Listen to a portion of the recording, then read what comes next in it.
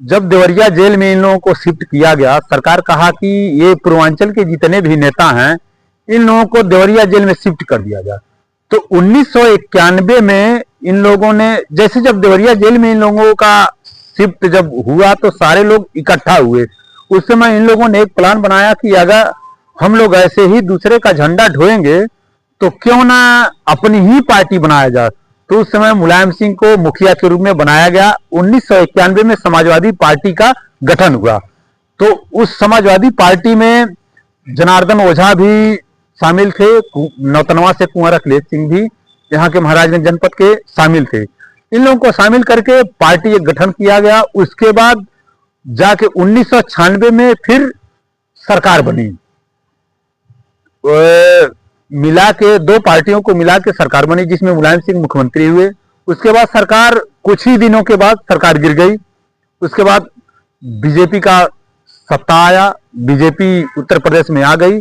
उसके बाद 2.5 साल के बाद फिर चुनाव हुआ तो उसमें मुलायम सिंह की फिर सरकार बनी, एक तरफा सरकार बनी मुलायम सिंह की, और उसमें ओझा जी को कैबिनेट मंत्री के रूप में बनाया गया।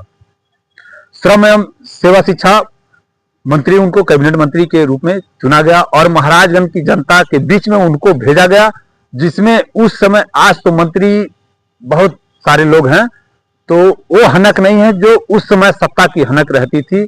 और एक जब कैबिनेट मंत्री या राज्य मंत्री जब उस समय चलता था तो लगता था हाँ कि कोई बड़ा नेता है।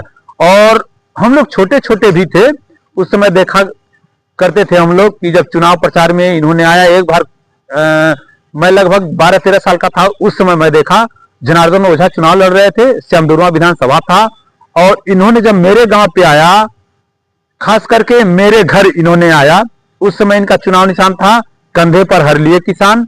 उस समय भी जनार्दन ओझा बहुत भारी बहुमत से जीते थे। तो इनका संघर्ष बहुत काफी रहा। इस समय स्वर्गीय ओझा तो है नहीं, लेकिन उभरते हुए उनकी जो पुत्र वधू हैं सुमन ओझा जी, इस समय समाजवादी पार्टी में उनका बहुत बड़ा पहचान है। अखिलेश की बहुत खास हैं और पनियरा विधानसभा, श्यामदुर्वा विधानसभा को तरमीम करके पनियरा विधानसभा के नाम से कर दिया गया, जिसमें सुमन ओझा को एक बार प्रत्याशी बनाया गया। किसी कारणवश उनका टिकट कट गया। दूसरी बार भी गठन के रूप में जो आई कांग्रेस और समाजवादी पार्टी का जो मिला के बनाया गया, प्रत्याशी को उतारा गया, उसके रूप में आए कृष्णभान सिंह।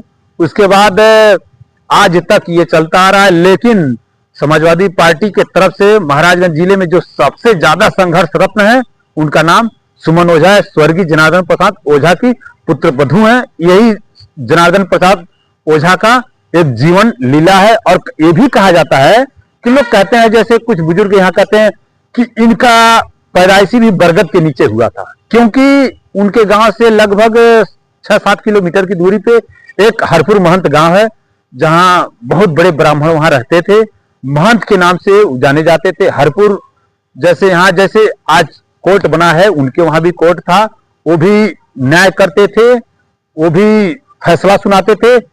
उन्हीं के परिवार से प्रताड़ित ओझा जी का परिवार बहुत प्रताड़ित हुआ, तो घर उनका जला दिया गया और घर से बाहर निकाल दिया। उस समय ये पेट में थे, तो कुछ ही दिन के बाद ये लोग छप्पर छा के गांव से बाहर रहते थे, बरगद के नीचे रहते, और बरगद के नीचे ही इनकी पैदाइशी है। तो यही है जनार्दन प्रसाद ओझा की जीवन लीला। तो नमस्कार, बने रहिए हमारे अगले वीडियो में।